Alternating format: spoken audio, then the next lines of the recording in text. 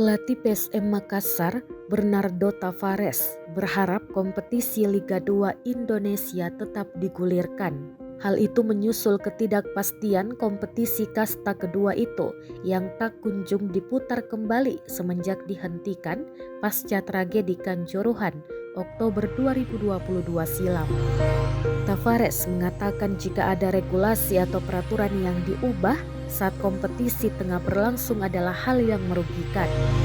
Pelatih asal Jerman itu berharap Liga 2 maupun Liga 3 bisa berlanjut kembali untuk tetap menjaga perkembangan sepak bola di Indonesia.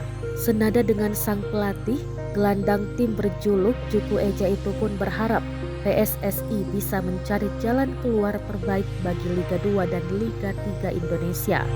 Untuk diketahui, Direktur Utama PT LIB, Ferry Paulus mengatakan hasil rapat dengan pemilik klub memutuskan agar kompetisi Liga 2 bisa dilanjutkan.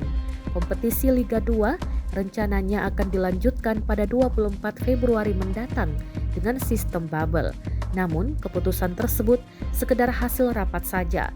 Keputusan final Liga 2 akan diputuskan pada Kongres Luar Biasa atau KLB PSSI pada 16 Februari mendatang.